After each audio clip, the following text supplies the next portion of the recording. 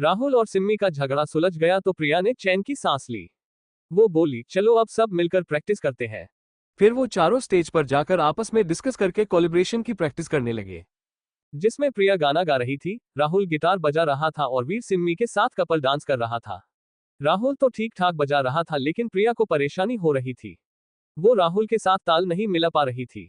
उनकी ट्यूनिंग सही नहीं बैठ रही थी और इन सब में वीर और सिम्मी परेशान हो रहे थे। उन्हें बार बार शुरू से डांस करना पड़ रहा था। सिम्मी की तबीयत पहले ही ठीक नहीं थी, ऊपर से भागादौड़ी की वजह से वो और बीमार हो गई। उसने फास्ट फूड भी खा लिया था जिस वजह से उसे फिर से उबकाई आने लगी और वो स्टेज से भागने लगी। उसे उबकाई लेते देख प्रिया उसके पीछे भागी। राहुल भी जाने लगा तो वीर उसे टोकते हुए बोला, ये सब तुम्हारी वजह से हो रहा है। उसकी तबीयत खराब थी, फिर भी तुमने उसे उल्टा सीधा खिला दिया। राहुल वीर पर भड़कते हुए बोला, सिम्मी की तबीयत खराब है, लेकिन तुम्हें उसकी फिक्र नहीं है। तुम मौका ढूंढ रहे हो कि कैसे मुझे नीचा दिखाओ। वीर बोला, मुझे कोई जरूरत नहीं है तुम्हें नीचा दिखाने की। तुम्हारे काम ही ऐसे होते हैं। और ये जो सिम्मी की तबीयत खराब हुई है ना, तुम्हारी वजह से हुई है। ओके। राहुल कुछ कहता कि तभी सिम्मी वहां आ गई। राहुल उसके पास जाकर फिक्र करते हुए बोला, तुम ठीक हो? सिम्मी बोली, हाँ वो कोल्ड ड्रिंक पी थी, उससे पेट में एसिडिटी सी होने लगी। वीर राहुल की ओर देखने लगा तो राहुल खिसियाते हुए बोला, तुम्हारी तबीयत ठीक नहीं थी तो नहीं पीनी चाहिए थी। अब तुम्हारे लिए नींबू पानी लेकर आऊं? सिम्मी बोली, नहीं कुछ नहीं, मुझे बस थोड़ी देर आराम से बैठने दो। प्रिया भी उसका साथ देते हुए बोली, हाँ सिम्मी को रेस्ट करने दो, तब तक हम साथ में सिंगिंग की प्रैक्टिस करते हैं। वीर सिम्मी के लिए एक चेयर ले आया और उससे बोला, लो यहाँ बैठो। सिम्मी चेयर पर बैठ गई तो वीर उसके पास ही खड़ा होकर राहुल और प्रिया का गाना बजाना देखने लगा। शुरू शुरू में वो दोनों तालमेल बैठा ही नहीं पा रहे थे, लेकिन कुछ देर की मेहनत के बाद उन्हें सफलता मिली और दोनों की ट्यूनिंग सेट हो गई। अब प्रिया राहुल की गिटार के साथ ताल मिलाकर गा रही थी। उन्होंने अपना गाना खत्म किया तो सिम्मी ताली बजाते हुए बोली, वंडरफुल, अब लगता है कि हम साथ में परफॉर्म कर सकते हैं। प्रिया वीर से बोली, वीर तुम्हें कैसा लगा हमारा परफॉर्मेंस? वीर मुस्कुराते हुए बोला, अच्छा था, तुमने बहुत अच्छा गाना गाया। वीर को प्रिया की तारीफ करते देख राहुल ने मुंह बिचकाया और सिम्मी से बोला, तुम्हें मेरी गिटार परफॉर्मेंस कैसी लगी सिम्मी? सिम्मी तारीफ करते हुए बोली, एकदम मस्त। प्रिया बोली, तुम दोनों का डांस भी बढ़िया था। अब कल मैम के सामने अपनी थोड़ी बहुत परफॉर्मेंस दिखा देंगे। एक बार वो फाइनल कर दे तो हम साथ में प्रैक्टिस शुरू कर देंगे। सिम्मी बोली, ठीक है, कल देखते हैं। प्रैक्टिस के बाद वो चारों कैंटीन चले गए। सिम्मी की तबीयत ठीक नहीं थी तो वो खाली पानी पी रही थी जबकि बाकी 3 कोल्ड ड्रिंक और फास्ट फूड ऑर्डर करके खा रहे थे। राहुल ने वीर को खाते देखा तो वो बोला, सिम्मी के लिए भी कुछ ले आते, अकेले अकेले ही ठूस रहे हो। वीर ताना मारते हुए बोला, क्यों तुम्हारे हाथ पैर नहीं है? राहुल ने भी पलटकर सवाल किया, बॉडीगार्ड कौन है, तुम या मैं? वीर बोला, बॉडीगार्ड हूँ, बॉयफ्रेंड नहीं। खुद जो तुम चबा रहे हो, सिम्मी के लिए भी कुछ ले आते। वो बीमार है और तुम ठूस रहे हो। शर्म नहीं आती तुम्हें उसके सामने खाते हुए? वीर ने उसका इल्जाम उसके सिर ही डाल दिया। सिम्मी भौहें चढ़ाए राहुल की ओर देखने लगी तो राहुल खाते खाते रुक गया। वो सिम्मी से बोला, बेबी मैं तुम्हें दिखाने के लिए नहीं खा रहा। सुबह से कुछ खाया नहीं तो भूख लग रही है। तुम्हें कुछ चाहिए तो बोलो ना, लेकर आता हूँ। सिम्मी चिढ़कर बोली, कुछ नहीं चाहिए, तुम बस शांति रखो। राहुल बोला, तुम इसकी बातों में मत आओ, ये जानबूझकर हमारे बीच मिसअंडरस्टैंडिंग क्रिएट कर रहा है। वीर बोला, ओह अच्छा, वैसे मुझे क्या मिलेगा तुम्हारा झगड़ा करवाकर? खुद तो तुम सिम्मी के ध्यान रखते नहीं, उस पर ब्लेम मेरे ऊपर डालते हो। टाइम पास कर रहे हो क्या उसके साथ? उन दोनों की बहस होते देख प्रिया खींचकर बोली, क्या है? नहीं क्या है तुम दोनों को, जब देखो लड़ते रहते हो। राहुल तुम भी कम नहीं हो, सुबह सिम्मी से बहस कर रहे थे और वीर से उलझने लगे। शांति से रहा नहीं जाता क्या तुमसे? राहुल हैरान होकर बोला, तुम भी मुझे डांट रही हो, देख नहीं रही ये क्या बकवास कर रहा है? प्रिया बोली, दोनों को देख रही हूं मैं। शुरू तुमने ही किया था। सब शांति से खा रहे थे तो तुम्हें ही चुल मच रही थी। तुमने ही बकवास करनी शुरू की। जब सुना नहीं जाता तो लड़ा भी मत करो। सिम्मी भी दोनों को झिड़कते हुए बोली, पता नहीं क्या लगा रहता है दोनों का, औरतों की तरह लड़ते हैं। सिम्मी की बात सुनकर वीर और राहुल एक दूसरे की शक्ल देखने लगे जबकि प्रिया की हंसी छूट गई। सिम्मी के झाड़ने पर दोनों चुप हो गए तो प्रिया वीर से पूछने लगी, अच्छा वीर, तुम कब तक सिम्मी के बॉडीगार्ड बने रहोगे? तुम्हें ड्यूटी भी तो ज्वाइन करनी होगी ना? वीर बोला, अभी तो कुछ पता नहीं, जब अधिराज सर बोलेंगे छोड़ दूंगा और वापस अपनी ड्यूटी ज्वाइन कर लूंगा। प्रिया उसमें रुचि लेकर पूछने लगी, अच्छा तुम्हें पुलिस की जॉब ज्यादा अच्छी लगती थी या ये बॉडीगार्ड की?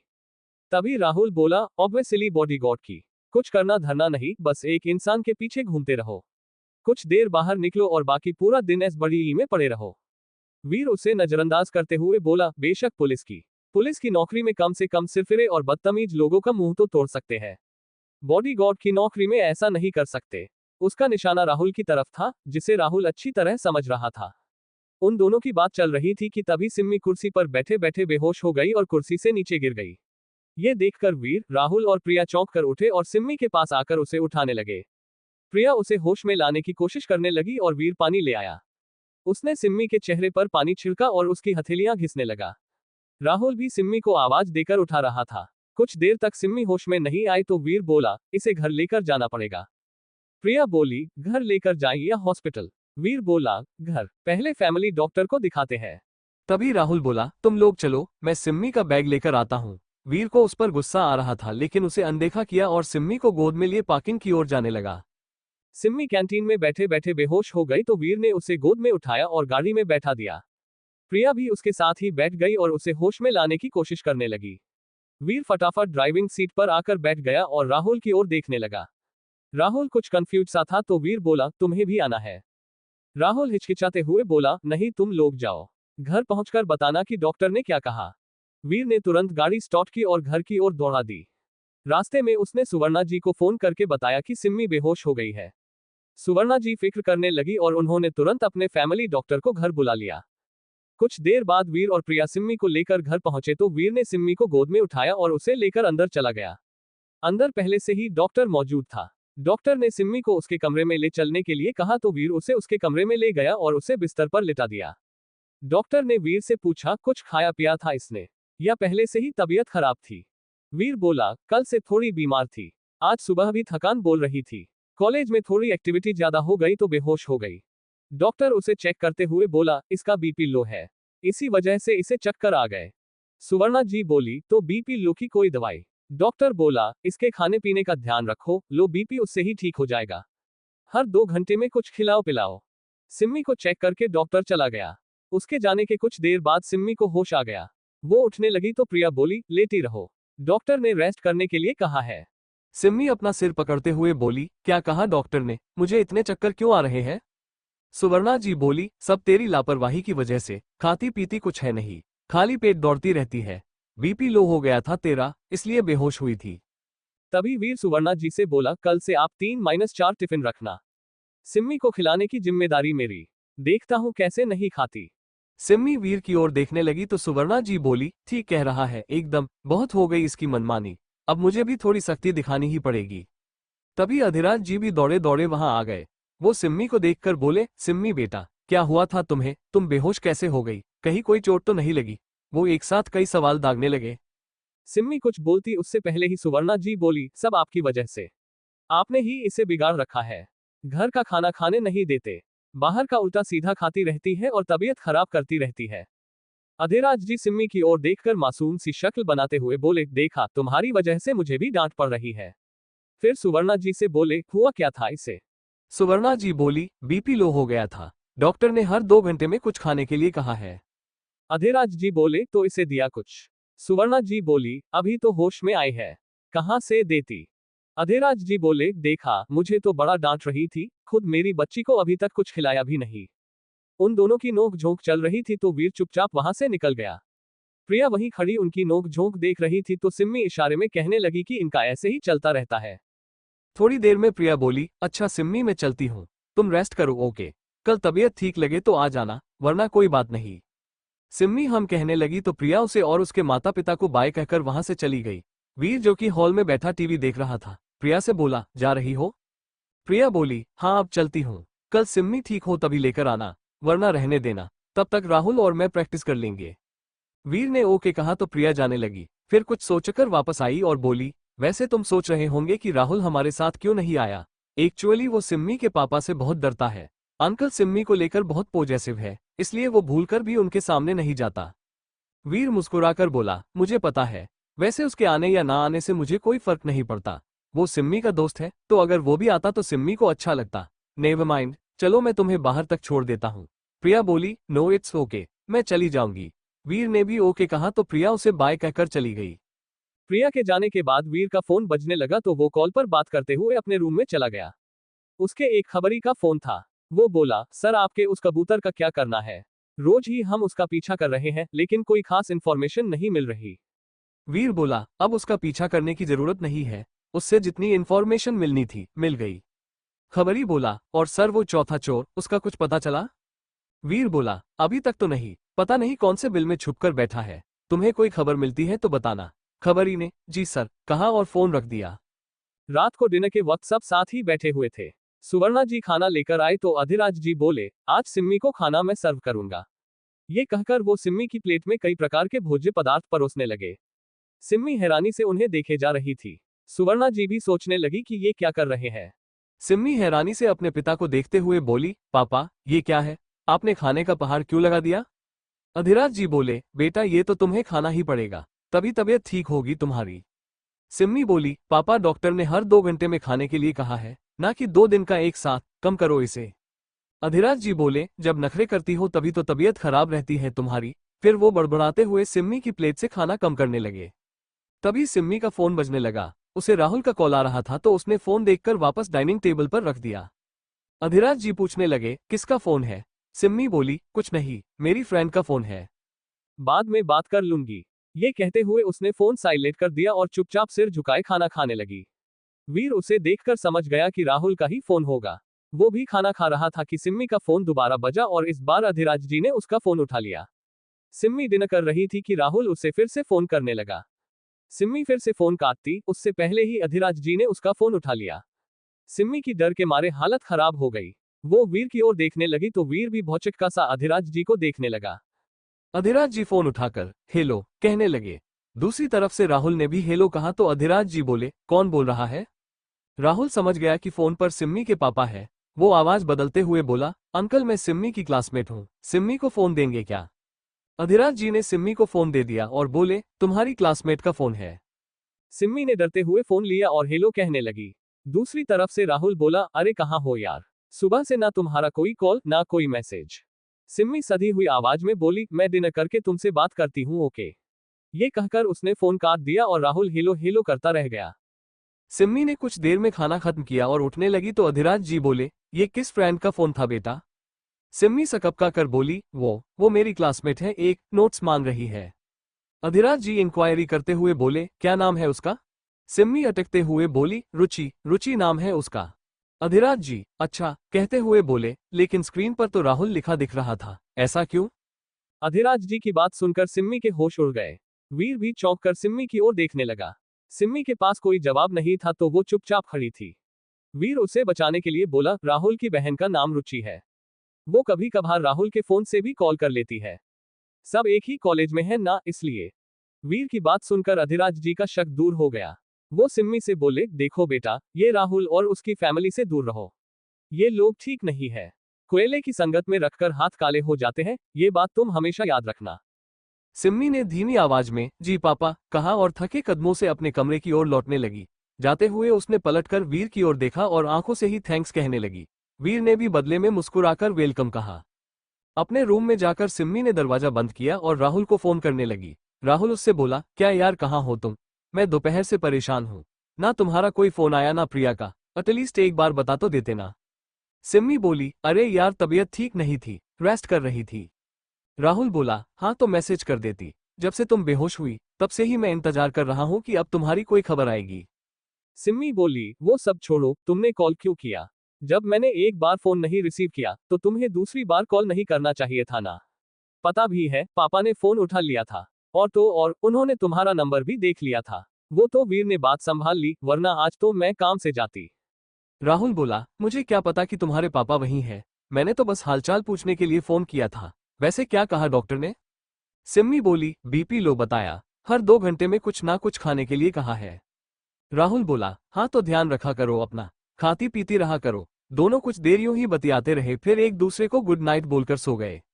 अगली सुबह सिम्मी उठकर नहाने चली गई। सुवर्णा जी उसके कमरे में आई और उसका कमरा ठीक करते हुए उसे आवाज देने लगी। वो बोली, सिम्मी आज कॉलेज जाएगी क्या? सिम्मी वॉशरूम के अंदर से ही बोली, हाँ। सुवर्णा जी बोली, तो नाश्ता क्या बनाऊं? सिम्मी बोली, बना दो कुछ भी। सुवर्णा जी उसका कमरा ठीक करने लगी तो सिम्मी नहाकर बाहर आ गई। सुवर्णा जी बोली, चल तू फटाफट तैयार हो जा और ये दूध पी ले, इससे तुझे ताकत मिलेगी। सिम्मी कपड़े पहनते हुए बोली, क्या मॉम, बच्चों की तरह क्या दूध दे रही हो? सुवर्णा जी बोली, इसमें ड्राई फ्रूट्स मिक्स है, गर्मागर्म पी ले, फिर नाश्ते के लिए आ जाना। ये कहकर सुवर्णा जी चली गई। सिम्मी ने कपड़े पहने और तैयार होने लगी। तैयार होकर वो जैसे ही दूध पीने लगी, उसके हाथ से दूध का गिलास छूट गया। गिलास टेबल पर गिरा, जिस वजह से सिम्मी के कपड़ों पर भी दूध छलक गया। सिम्मी माथा पकड़ते हुए बोला, गॉड, अब फिर से नहाना पड़ेगा। उसने अलमारी से दूसरे कपड़े निकाले और फिर से नहाने चली गई। वहीं प्रिया सिम्मी से बात करने के लिए उसे कॉल कर रही थी, लेकिन बीती रात सिम्मी ने फोन साइलेंट किया तो तब से वो साइलेंट में ही था।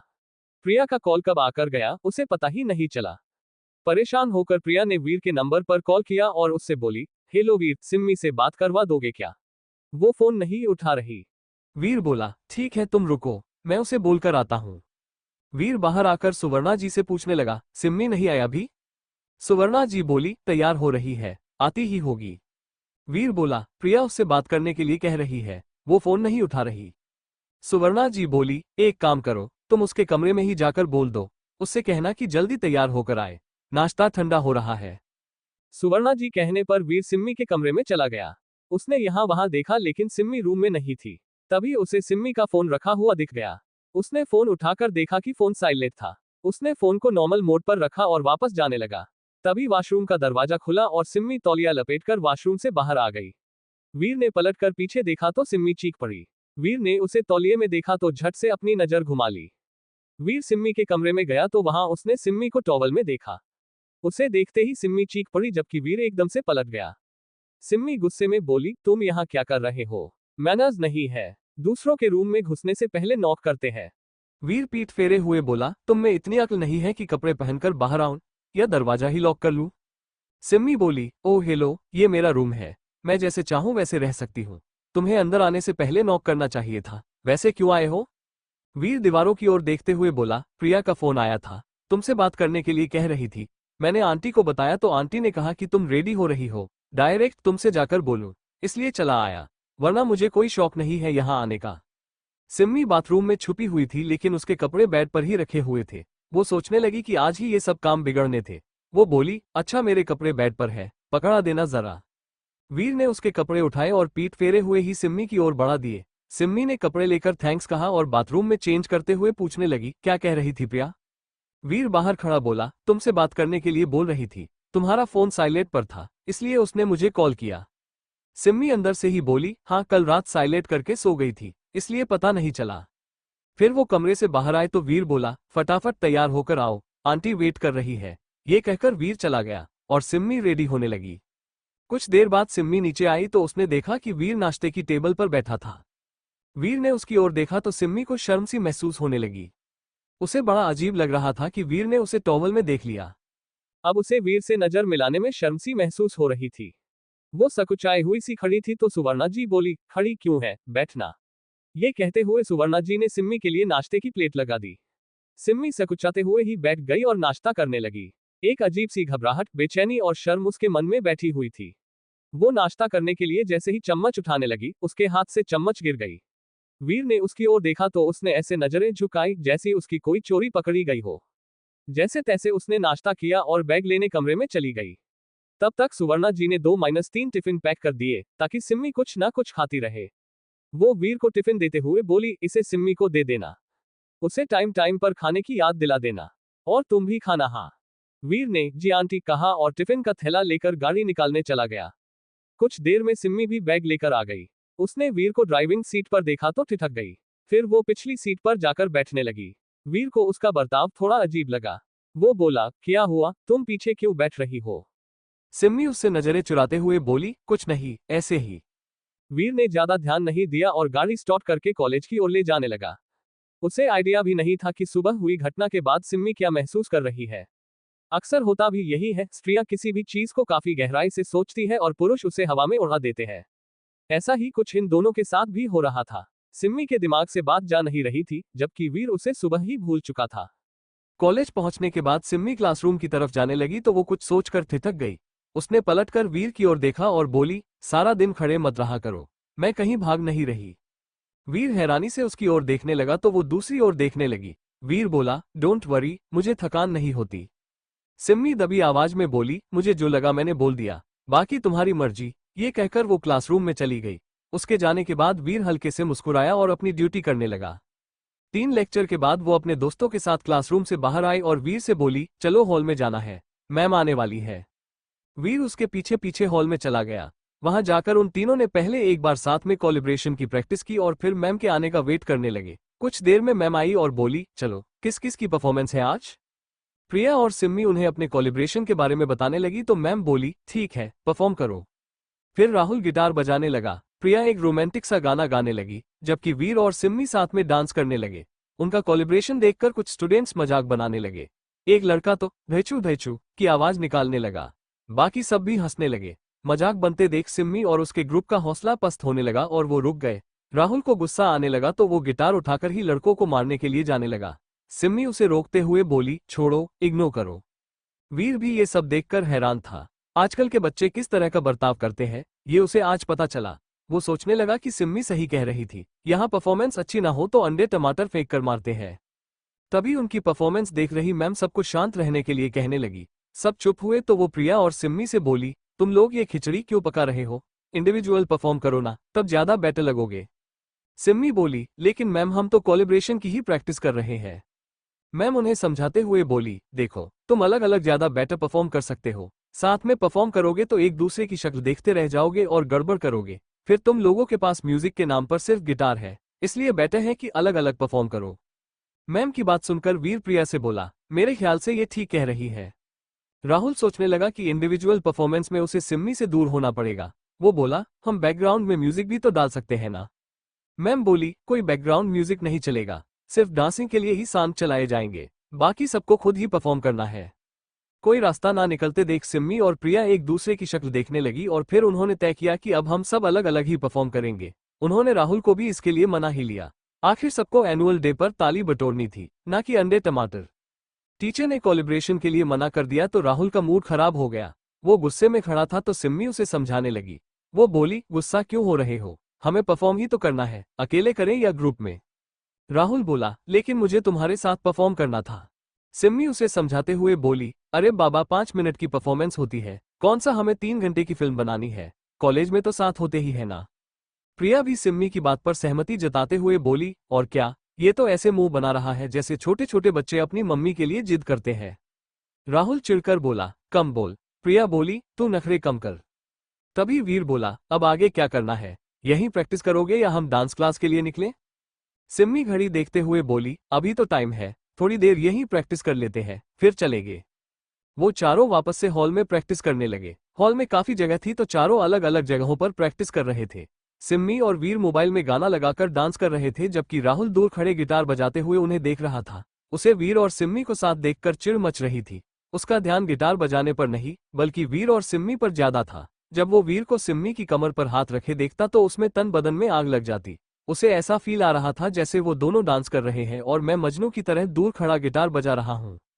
वो गिटार बजाना छोड़कर सिम्मी के पास गया और उसका हाथ खींचकर उसे अपने साथ ले जाने लगा। वीर ये देखकर चौंक गया और हैरानी से उन दोनों को जाते देखता रहा। राहुल सिम्मी को लेकर तेजी से चले जा रहा था तो सिम्मी उससे बोली, क्या कर रहे हो, कहाँ लेकर जा रहे हो मुझे। राहुल उसे खींचते हुए कैंटीन ले गया और बोला, बहुत हो गई प्रैक्टिस, चलो कुछ खाते हैं। सिम्मी बोली, अरे तो बोलते ना कि भूख लगी है, मैं तो डर गई कि पता नहीं क्यों ऐसे खींच कर ले आए। दरअसल कैंटीन आना तो बहाना था। राहुल सिम्मी को वीर के साथ देख नहीं पा रहा था, इसलिए वो उन्हें अलग करने के लिए सिम्मी को अपने साथ ले आया। कैंटीन आकर वो फास्ट फूड ऑर्डर करने लगा, फिर बर्गर और कोल्ड ड्रिंक वगैरह लाकर टेबल पर रखते हुए बोला, चलो तुम भी कुछ खा लो। तभी वीर सिम्मी के पीछे से आकर बोला, सिम्मी ये सब नहीं खाएगी। राहुल वीर की ओर देखते हुए बोला, ये कहने वाले तुम कौन हो। वीर बोला, ऑब्वियसली सिम्मी का बॉडीगार्ड। राहुल बोला, बॉडीगार्ड हो, ना कि डाइटिशियन। सिम्मी तुम खाओ। ये कहकर उसने सिम्मी की ओर बर्गर बढ़ाया। वीर ने उसके बर्गर को पीछे खिसकाकर वहां सिम्मी का टिफिन रख दिया और बोला, सिम्मी का खाना उसके घर से आया है। सिम्मी भी कहने लगी, सॉरी लेकिन मुझे डॉक्टर ने बाहर का खाना खाने से मना किया है, बट तुम खाओ ना, तुम्हें थोड़ी मना किया है। ये कहकर वो अपना टिफिन खोलकर लंच करने लगी। वीर को देखकर राहुल का मूड वैसे ही खराब हो चुका था। वो बिना कुछ खाए पिए वहां से उठ गया और अपना फास्ट फूड वहीं छोड़कर चला गया।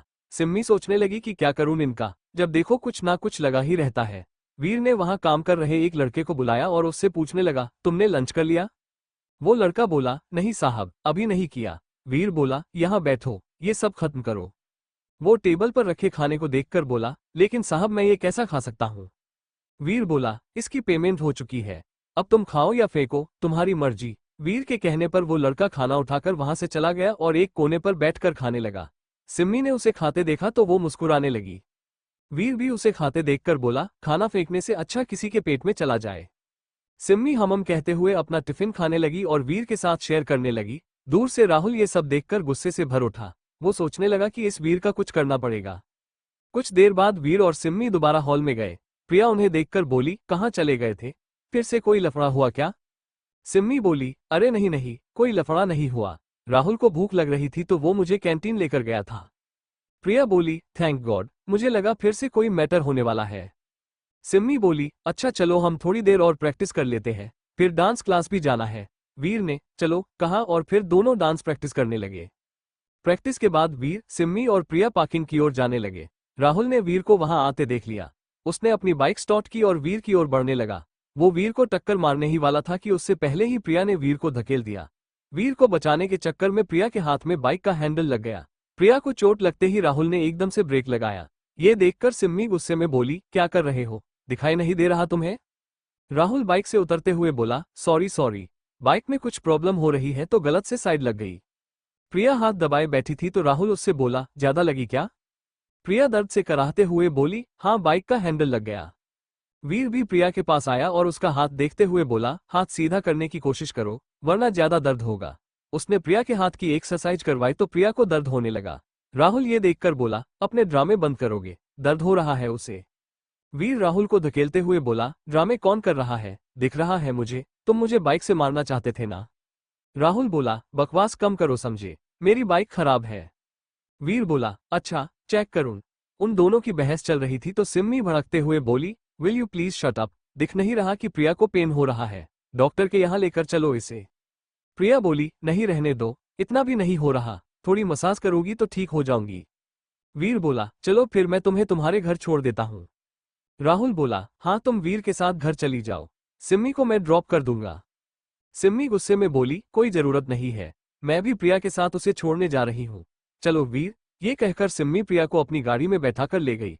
राहुल उन्हें जाता देखता रहा और गुस्से में सोचने लगा कि ये वीर का बच्चा क्यों बच गया, इसकी टांगे टूटती तब देखता कि कैसे डांस करता है। वीर और सिम्मी प्रिया को उसके घर छोड़ने चले गए। वहां प्रिया की मम्मी ने प्रिया को हाथ पकड़कर चलते देखा तो फिक्र करती हुई बोली, प्रिया क्या हुआ, तू ऐसे हाथ पकड़कर क्यों चल रही है? सिम्मी बोली, आंटी प्रिया को बाइक की साइड लग गई थी, इसलिए इसके हाथ में दर्द हो रहा है। प्रिया की मां तुरंत बाम और पट्टी ले आई और प्रिया के हाथ में बाम लगाकर गर्म पट्टी बांधने लगी। फिर उन्होंने प्रिया से आराम करने के लिए कहा। प्रिया की मलहम पट्टी करके वो सिम्मी और वीर के लिए पानी ले आई। सिम्मी ने पानी लेते हुए थैंक्स कहा तो प्रिया की मां ने वीर को भी पानी दिया। वो वीर से बोली, तुम्हें मैंने पहचाना नहीं। सिम्मी वीर का परिचय करवाती हुई बोली, ये मेरे बॉडीगार्ड है, इंस्पेक्टर वीर। वीर ने प्रिया की मां को हेलो कहा तो वो बोली, अच्छा तो तुम्हारे पापा ने तुम्हारे लिए बॉडीगार्ड रखा है, इतना भी क्या डरते हैं भाई साहब, कोई छोटे बच्चे थोड़ी हो तुम। सिम्मी बोली, वो तो पापा ही जाने। वीर सिम्मी से इशारे में चलने के लिए कहने लगा तो सिम्मी बोली, अच्छा आंटी अब हम चलते हैं। फिर सिम्मी ने प्रिया से आराम करने के लिए कहा और वीर के साथ गाड़ी में बैठकर डांस क्लास के लिए निकल गई। रास्ते में वीर चुपचाप सा बैठा था तो सिम्मी बोली, क्या हुआ, चुप क्यों हो? वीर बोला, कुछ नहीं। सिम्मी पूछने लगी, कहीं आंटी की बात का बुरा तो नहीं लगा तुम्हें? वीर बोला, उनकी बात का क्यों बुरा लगेगा, उन्होंने थोड़ी कुछ कहा। सिम्मी बोली, वो कह रही थी ना पापा ने तुम्हें बॉडीगार्ड रखा है, तो मुझे लगा शायद तुम्हें बुरा लगा हो। वीर बोला, नहीं वो बात नहीं है, मैं ये सोच रहा हूँ कि राहुल आजकल अजीब बिहेव कर रहा है, आज भी अगर प्रिया सामने नहीं आती तो वो मेरे ऊपर ही बाइक चढ़ा देता। सिम्मी राहुल का बचाव करते हुए बोली, ऐसा कुछ नहीं है, राहुल जानबूझकर ऐसा नहीं कर सकता, उसकी बाइक में प्रॉब्लम हो रही होगी, तभी गलती से वो सब हो गया होगा। वीर बोला, मैं तुमसे सफाई नहीं मांग रहा हूँ, मैं बस इतना कह रहा हूँ कि कहीं ऐसा तो नहीं कि राहुल को मेरा तुम्हारे आसपास रहना पसंद ना हो, वो तुम्हें मुझसे दूर रखने के लिए ये सब कर रहा हो। सिम्मी जानती थी कि राहुल वीर को पसंद नहीं करता, इसलिए वो चुप थी। वीर बोला, देखो अगर ऐसा कुछ है तो मुझे बता दो, मैं किसी के बीच नहीं आना चाहता, मेरा काम सिर्फ तुम्हारी सेफ्टी करना है, ना कि तुम दोनों के बीच दूरियां बढ़ाना। सिम्मी बोली, तुम ज्यादा सोच रहे हो, अगर ऐसा कुछ होता तो राहुल मुझसे बोलता ना, पूछताछ के बाद से वो तुमसे नाराज तो है लेकिन तुम्हें कोई नुकसान नहीं पहुंचाना चाहता, इस बात की गारंटी मैं लेती हूँ। दोनों बात करते करते डांस क्लास पहुंच गए। वहां मैदी ने उन्हें देखा तो गुस्सा होते हुए बोला, आ गए डांस कपल। तुम दोनों से मैंने कहा था कि एक दिन भी एब्सेंट मत होना। तुम 2 दिन की छुट्टी लेकर बैठ गए। और वीर, तुम तो रेस्पॉन्सिबल लगते हो, तुमने भी सिम्मी को नहीं समझाया। वीर कुछ बोलता उससे पहले ही सिम्मी बोली, सॉरी सर, इसमें वीर की गलती नहीं थी। मेरी तबीयत ठीक नहीं थी तो मैं रेस्ट कर रही थी। मेरी वजह से वीर को भी एब्सेंट होना पड़ा। मैदी बोला, अच्छा ठीक है, अब अच्छे से मेहनत करना, तभी ठीक ठाक परफॉर्म कर पाओगे। मैं नहीं चाहता कि मेरे स्टूडेंट्स की परफॉर्मेंस ओके ओके या खराब हो। It must be brilliant, so work hard okay. Veer और सिम्मी ने जोश के साथ यस सर कहा तो मैदी बोला, चलो चेंज करके आओ एंड स्टार्ट प्रैक्टिस। ये कहकर मैदी वहां से चला गया। आज मैडी ने उन्हें एक स्टेप बताया जिसमें लड़का लड़की को गोद में उठाकर हवा में घुमाता है और लड़की आंखें बंद किए हाथ फैला लेती है। मैडी ने अपनी सहयोगी के साथ ये स्टेप करके बताया। वीर को ये स्टेप अजीब सा लगा, लेकिन डांस करना था तो उसने ज्यादा नहीं सोचा और हिचकिचाते हुए सिम्मी के साथ स्टेप करने लगा। मैडी उन्हें निर्देश देने लगा कि सिम्मी दौड़कर तुम्हारी तरफ आएगी और तुम उसे झट से गोद में उठाकर घुमाना है। वीर और सिम्मी ने ओके कहा और उस स्टेप को कॉपी करने की कोशिश की। सिम्मी जैसे ही दौड़ती हुई आई तो वीर ने उसे झट से गोद में उठा लिया। फिर उसने सिम्मी को गोल घुमाया और कुछ देर उसकी ओर देखता रहा। स्टेप पूरा होने पर वीर ने सिम्मी को नीचे उतारा तो मैदी ताली बजाते हुए बोला, वाओ ब्यूटीफुल, तुमने तो सिम्मी को तिनके की तरह उठा लिया। वीर मुस्कुराने लगा तो मैदी बोला, पतली डांस पार्टनर का यही बेनिफिट है। वो सिम्मी का मजाक बना रहा था तो सिम्मी खिसिया गई और बोली, सर अब दूसरा स्टेप करें। मैदी बोला, अभी तुम इन्हीं स्टेप को अच्छे से करो, जब ये सारे स्टेप हो जाए तो कुछ नए स्टेप सीखेंगे, तब तक इन्हीं स्टेप की प्रैक्टिस करो। ये कहकर मैदी चला गया और वो दोनों प्रैक्टिस जारी रखने लगे। बीच में ब्रेक लेकर वीर सिम्मी को स्नैक्स खाने के लिए याद दिलाता। शाम को दोनों थके हारे से घर आए और आते ही हॉल में पसर गए। सुवर्णा जी दोनों के लिए जूस लेकर आए तो वीर बोला, आंटी थोड़ी कॉफी मिलेगी, आज थकान हो गई है। सुवर्णा जी बोली, हाँ बस अभी लाई। ये कहकर वो कॉफी बनाने चली गई। तब तक वीर चेंज करके अपने कमरे में गया तो उसकी माँ का फोन आने लगा। वीर ने फोन उठाया और बोला, हेलो माँ, प्रणाम। आशा जी बोली, खुश रह बेटा, बहुत दिन से तेरा फोन नहीं आया तो मैंने सोचा मैं खुद ही फोन कर लूं। कैसा है तू? वीर बोला, मैं ठीक हूँ, आजकल थोड़ा बिजी था तो टाइम नहीं मिला। तुम कैसी हो, तुम्हारी तबीयत कैसी है अब? आशा जी बोली, आजकल ठीक हूँ, कल ही शहर जाकर डॉक्टर को दिखाकर लाए। उसने कहा कि अब दवाई मत खाओ, सिर्फ खाने का ध्यान रखने के लिए कहा है। वीर बोला, चलो अच्छा है, वैसे तुम चश्मा लगा रही हो या नहीं? आशा जी हंसते हुए बोली, अरे बेटा, कभी कभी चश्मा लगाती हूँ, उस पर भी गांव के लोग मजाक बनाते हैं, बोलते हैं कि मास्टरनी आ गई। वीर हंसते हुए बोला, बोलने दो फिर, आप लगाकर रखा करो। आशा जी बोली, लगाती ही हूँ। अच्छा तू बोल रहा था ना कि राधा की शादी पहले करवा देना। वीर ने हाँ कहा तो आशा जी बोली, एक जगह से रिश्ता आया है। वीर ने पूछा, कहाँ से? वो पूछ ही रहा था कि तभी सिम्मी वीर की कॉफी लेकर वहां आ गई। उसने वीर को आशा जी से बात करते सुना तो वो तुरंत उसके बगल में आकर फोन में कान लगाए उनकी बातें सुनने लगी। वीर सिम्मी की इस हरकत पर उसे घूरने लगा जबकि सिम्मी मुस्कुराते हुए उससे बात जारी रखने के लिए कहने लगी। वीर अपनी माँ से बात कर रहा था तो सिम्मी कान लगाए सुनने लगी। वीर उसे घूरने लगा तो सिम्मी फुसफुसाते हुए बोली, करो करो बात करो। वीर फोन कान में लगाए बोला, हाँ माँ, क्या कह रही थी तुम? आशा जी बोली, बेटा मैं ये कह रही थी कि राधा के लिए एक रिश्ता आया है, लड़के वाले पास के ही गांव के हैं। वीर बोला, हाँ तो देख लो, जैसा आपको ठीक लगे। आशा जी बोली, बेटा बात यह है कि लड़का शहर में काम करता है और उसकी एक बहन भी है। यूं तो लड़का अच्छा है, लेकिन उसकी शर्त है कि जब तक उसकी बहन की शादी नहीं हो जाती वो भी शादी नहीं करेगा। तेरी तरह ही जिद पकड़े बैठा है। वीर बोला, तो फिर आपने क्या सोचा है? आशा जी बोली, मैं ये सोच रही थी कि तेरी और राधा की शादी उसी घर में तय कर दूं, दोनों शादी एक साथ हो जाएगी। वीर चौंकते हुए बोला, क्या? नहीं नहीं, मुझे अभी कोई शादी वादी नहीं करनी। आशा जी बोली, अरे लेकिन तू ही तो बोल रहा था कि राधा के बाद शादी करेगा। अब जब राधा की शादी हो रही है तो तू भी कर लेना, इकट्ठी शादी में खर्चा भी कम होता है। सिम्मी ये सब सुन रही थी और खुश होकर वीर को चिढ़ा रही थी, जबकि वीर उसे आंख दिखाते हुए चुप रहने का इशारा कर रहा था। सिम्मी को अब बहाना मिल गया था वीर को चिढ़ाने का, तो वो बड़े मजे से उनकी बातें सुन रही थी। वीर आशा जी से कहने लगा, माँ मैं अभी शादी नहीं कर सकता, आप लड़के वालों से बात करो, देखो अगर वो मान जाते हैं तो। मैं ऑलरेडी एक ड्यूटी पर हूँ, इस वक्त शादी के बारे में सोच भी नहीं सकता। आशा जी बोली, तुझे कौन सा शादी करके ससुराल जाना है, शादी होते ही वापस ड्यूटी पर चले जाना। वीर खींचते हुए बोला, अरे लेकिन मुझे छुट्टी नहीं मिलेगी अभी, अगर वो लोग राधा से शादी के लिए मानते हैं तो ठीक, वरना उन्हें मना कर दो। आशा जी निराश होकर बोली, देखती हूँ क्या कहते हैं, वैसे तो लड़के ने बोल ही रखा है कि बहन की शादी के बाद ही वो शादी करेगा। वीर बोला, हाँ तो उसकी बहन की शादी कहीं और भी तो हो सकती है, एक मैं ही अकेला लड़का थोड़ी हूँ। आशा जी समझ गई कि वीर अभी शादी करने के मूड में नहीं है। वो बात बदलते हुए बोली, अच्छा आजकल सिम्मी कहाँ है, बहुत दिनों से उससे बात नहीं हुई। वीर बोला, यही खड़ी है बगल में, तुम्हारी बातें सुन रही है। आशा जी बोली, अच्छा वही है क्या, जरा बात करवा तो। वीर ने सिम्मी को फोन दे दिया तो सिम्मी आशा जी से बात करने लगी। उसने आशा जी को नमस्ते कहा और उनका हालचाल पूछने लगी। फिर सिम्मी जानबूझकर वीर को चुराने के लिए आशा जी से पूछने लगी, आपने वीर के लिए कोई लड़की देखी है? आशा जी बोली, हाँ एक लड़की देखी तो थी, लेकिन ये शादी के लिए माने तब ना। सिम्मी मजे लेते हुए बोली, आपको पता है वीर क्यों मना कर रहा है? आशा जी ने पूछा, क्यों? सिम्मी बोली, इसे पटवारी की लड़की पसंद है इसलिए। ये कहकर वो खिलखिलाकर हंस पड़ी। आशा जी भी उसकी बात सुनकर हंसने लगी तो वीर सिम्मी से फोन मांगने लगा। सिम्मी ने फोन नहीं दिया और यहाँ वहां भागते हुए बात करने लगी। वीर फोन छीनने के लिए उसके पीछे भागने लगा लेकिन सिम्मी उसके हाथ नहीं आई।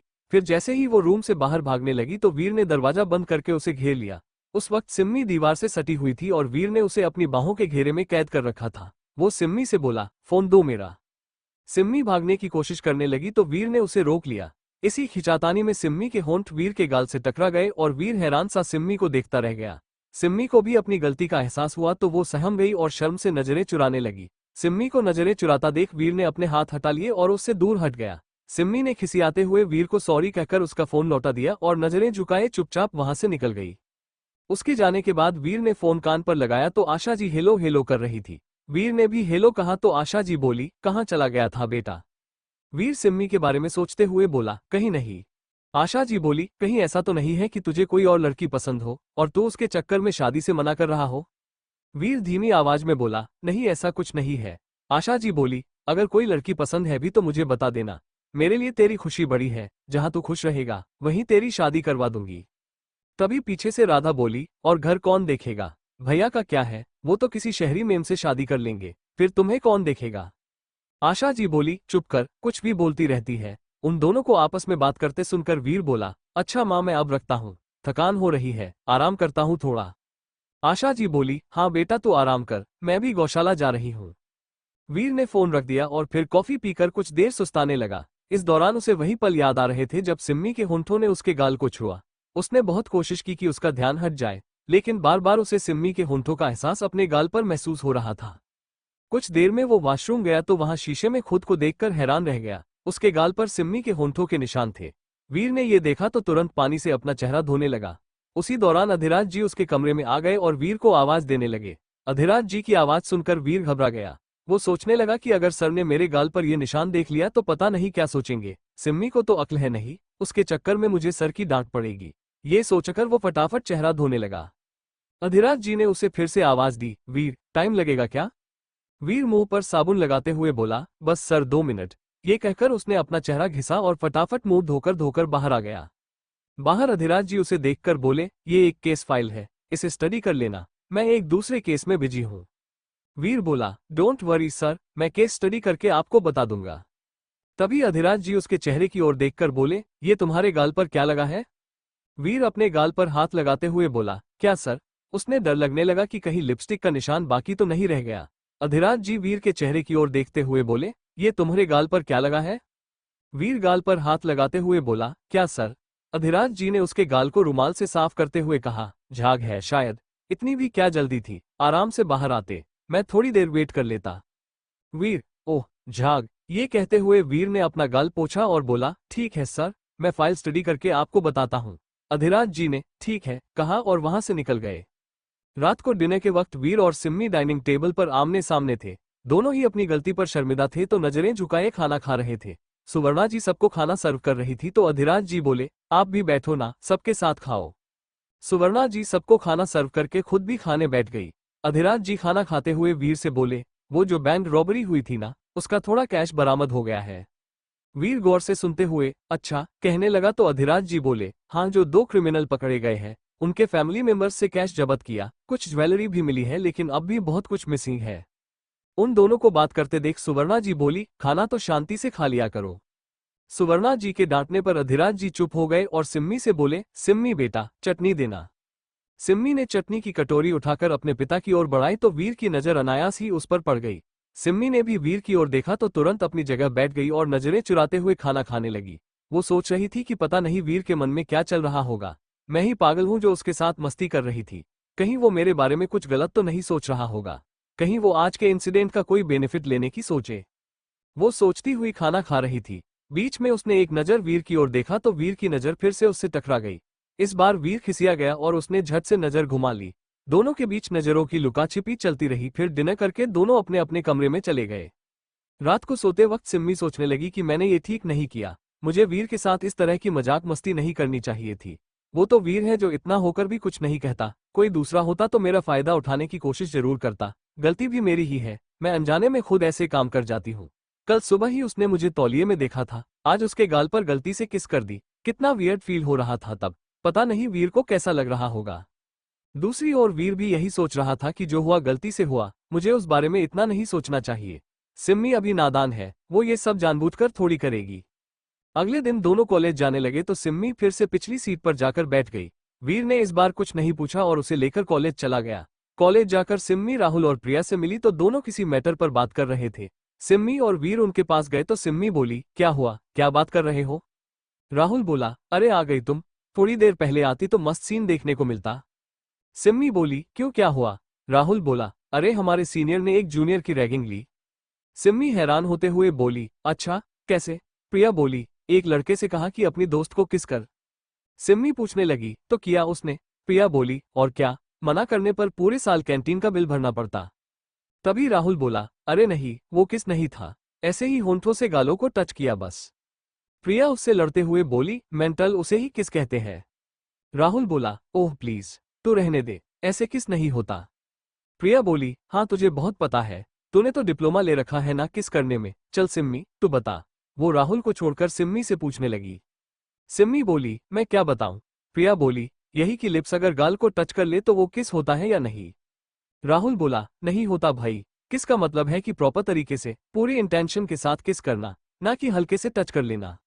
राहुल की बात सुनकर वीर और सिम्मी ने एक दूसरे का मुंह देखने लगे। दोनों को अपना किस याद आ गया तो दोनों नजरें चुराने लगे। तभी प्रिया बोली, बता सिम्मी, किसकी बात सही है? सिम्मी धीरे से बोली, राहुल ठीक कह रहा है, सिर्फ टच करने से किस नहीं होता। प्रिया मुंह बनाते हुए बोली, हाँ तू तो इसकी साइड लेगी ही। वीर तुम बताओ, किस था या नहीं? वीर ने भी धीरे से नहीं कहा तो राहुल खुशी से उछलते हुए बोला, बस पड़ गई शांति। अब भी ना पड़ी हो तो जाकर पूरे कॉलेज में पूछ ले, बड़ी आई मुझे सिखाने वाली। वीर और सिम्मी ने राहुल की साइड ली तो प्रिया गुस्से में वहां से चली गई और जाते जाते भी राहुल उसे चिढ़ाता रहा। उसे नौटंकी करते देख सिम्मी बोली, हो गया तुम्हारा, अब चलें? राहुल बोला, हाँ चलो, लेक्चर स्टार्ट होने वाला है। फिर दोनों क्लासरूम में जाकर लेक्चर अटेंड करने लगे। लेक्चर के बाद सब प्रैक्टिस के लिए हॉल की तरफ जाने लगे। हॉल में जाकर प्रिया माइक लिए गाने की प्रैक्टिस कर रही थी कि तभी वहां कुछ सीनियर आ गए।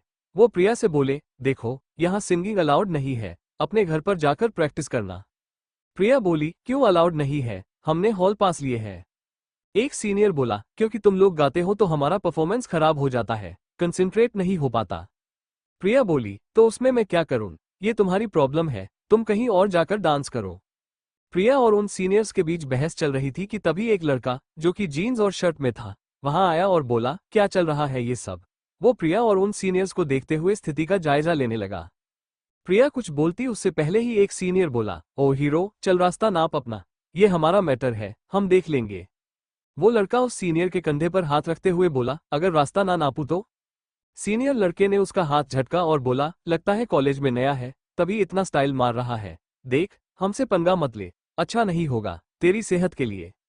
उनकी बहस चल रही थी तो कुछ स्टूडेंट्स इकट्ठे होकर तमाशा देख रहे थे। भीड़ देखकर वीर, सिम्मी और राहुल सोचने लगे कि ये सब क्या हो रहा है। वो भी भीड़ में जाकर खड़े हो गए और मामला समझने की कोशिश करने लगे। प्रिया की सीनियर से बहस चल रही थी तो एक लड़का वहां आकर सीनियर लड़कों से उलझ गया। सीनियर्स उसके साथ भी बदतमीजी करने लगे तो वीर, सिम्मी और बाकी स्टूडेंट्स वहां आ गए। बात बढ़ती देख वीर बीच बचाव करने गया और बोला, क्या चल रहा है यहाँ? प्रिया बोली, देखो ना वीर, ये लड़के मुझे सिंगिंग प्रैक्टिस नहीं करने दे रहे। वीर सीनियर लड़कों को समझाते हुए बोला, क्यों लड़ रहे हो, आराम से भी तो बात कर सकते हो ना, इतना बड़ा हॉल है, कहीं भी प्रैक्टिस कर सकते हो। तभी एक सीनियर लड़का बोला, लो एक और आ गया, चल तू भी निकल वरना। तभी वो नया लड़का बोला, वरना क्या, क्या करेगा? बात बढ़ती देख सिम्मी प्रिंसिपल को बुला लाए।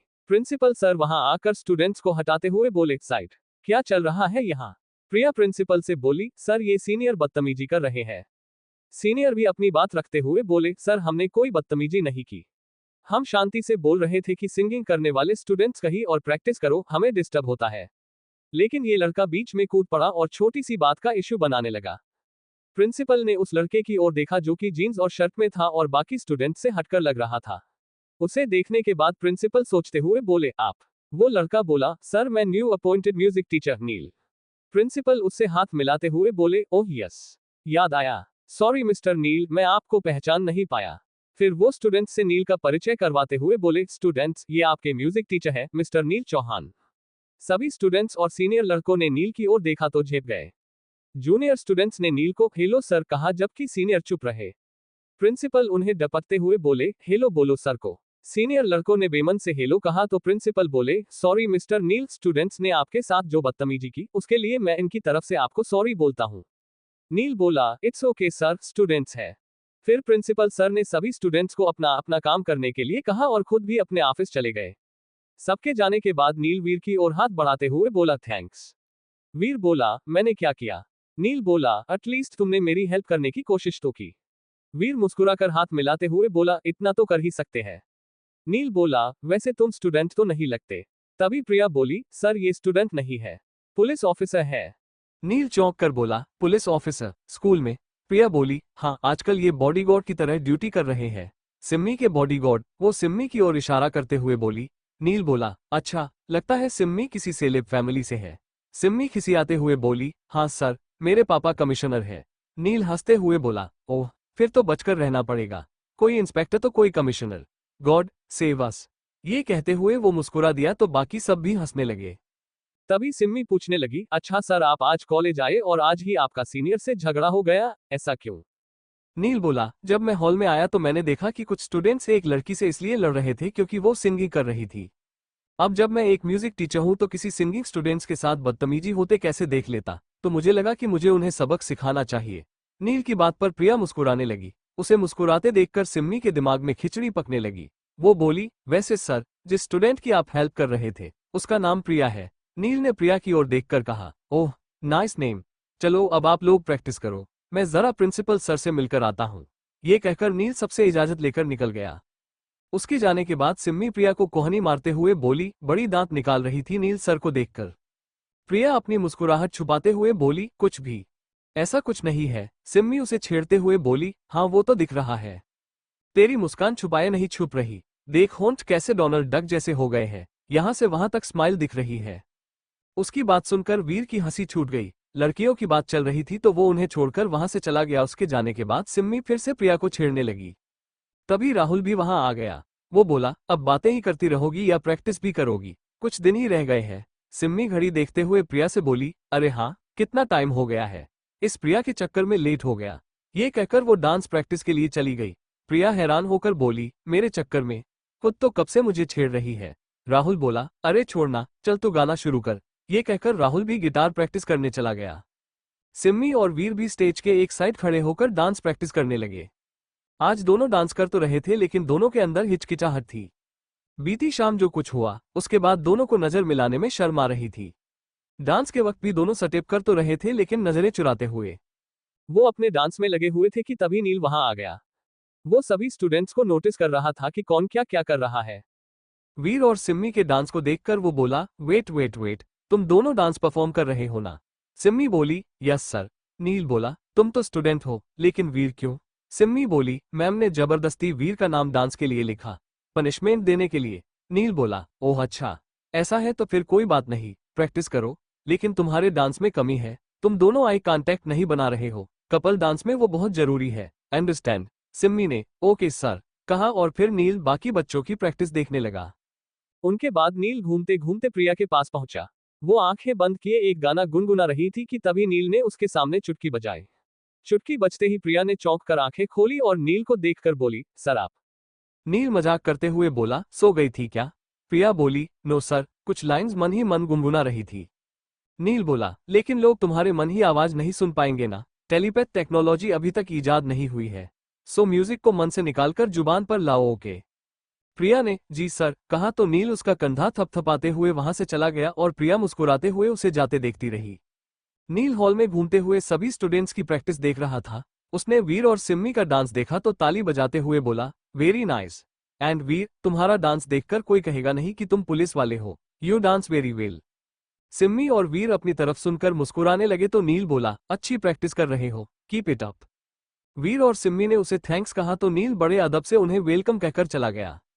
छुट्टी के बाद वीर, सिम्मी, प्रिया और राहुल आपस में बातें करने लगे। प्रिया फंक्शन के लिए ड्रेस को लेकर डिस्कस कर रही थी। बाकी सब भी उसकी बात सुन रहे थे। तभी नील सर कुछ प्रोफेसर्स के साथ बात करते हुए जाने लगे। प्रिया की नजर नील सर पर पड़ी तो बस वहीं ठहर गई। गौरवर्ण, मध्यम लंबाई और सुडौल शरीर वाले नील सर उसकी आंखों में ऐसे बसे कि उसकी नजर हर वक्त उन्हीं की तलाश में रहती। अब भी वो बाकी टीचर्स के साथ बात करते हुए जा रहे थे तो प्रिया उन्हें देखकर अनायास ही मुस्कुरा उठी। उसे मुस्कुराते देखकर सिम्मी बोली, क्या हुआ, कहाँ खो गई? प्रिया चौंकते हुए बोली, नहीं, कहीं नहीं। हाँ तो मैं क्या कह रही थी? राहुल बोला, कपड़ों की बात कर रही थी। प्रिया बोली, हाँ कपड़े। राहुल तो जीन्स और व्हाइट शर्ट पहन लेना, मस्त लगेगा। सिम्मी उसे छेड़ती हुई बोली, नील सर की तरह। प्रिया खिसियानी मुस्कान लिए बोली, हाँ वैसे ही लगा लो। फिर वीर से बोली, तुम ढीली शर्ट और उसके साथ जीन्स या कोई फिटिंग वाली पैंट पहनना जो स्ट्रेचेबल हो। वीर ने ओके कहा तो वो सिम्मी से बोली, तू कोई ऐसी ड्रेस देख जैसी जैकलिन ने 1 2 3 वाले गाने में पहनी थी। सिम्मी सोचने लगी कि जैकलिन ने कैसी ड्रेस पहनी थी। तभी राहुल बोल पड़ा, ये तुझे चिथड़े पहनने को बोल रही है। सिम्मी क्या कहने लगी तो राहुल बोला, और क्या, वैसे ही तो पहने थे माधुरी ने भी। प्रिया राहुल को झिड़कते हुए बोली, तू तो रहने ही दे, तुझे फैशन और कपड़ों की कोई समझ तो है नहीं, कुछ भी भौंकता रहता है। राहुल मुंह बनाए बोला, हाँ फैशन के नाम पर रंग बिरंगे चिथड़े पहन लो। प्रिया चिढ़ते हुए बोली, तुझे तो पहनने के लिए नहीं बोल रहे हैं ना, तुम मुंह बंद रख अपना। सिम्मी बोली, तुम लड़ो मत, मैं देख लूंगी मुझे क्या पहनना है, तुम अपना डिसाइड करो।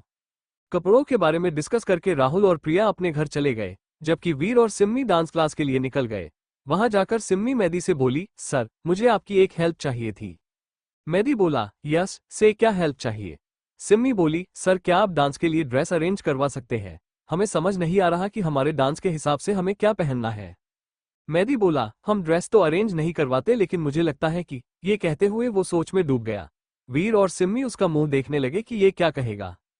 मेदी कुछ देर सोचकर बोला, वीर को लूज शर्ट और तुम्हें एक फ्लेयर वाली ड्रेस पहननी चाहिए। ज्यादा हैवी ना हो, लेकिन फ्लेयर अच्छा होगा तो डांस मूव्स अच्छे दिखेंगे। ये कहकर मेदी ने फोन में कुछ डांस वीडियो दिखाए और वैसी ही ड्रेस लेने के लिए कहा। सिम्मी को मेदी का आइडिया पसंद आया तो वो उसने मन ही मन ड्रेस डिसाइड कर ली। उसने मेदी को थैंक्स कहा तो मेदी बोला, no don't waste time and start practice. मेदी ने उन्हें फिर से नया स्टेप बताया जिसमें कपल को करीब रहकर पैरों से स्टेप करने थे। मेदी बोला, इस स्टेप को ध्यान से करना, कहीं ऐसा ना हो कि तुम दोनों के पैर उलझ जाएं और तुम दोनों ही गिर पड़ो।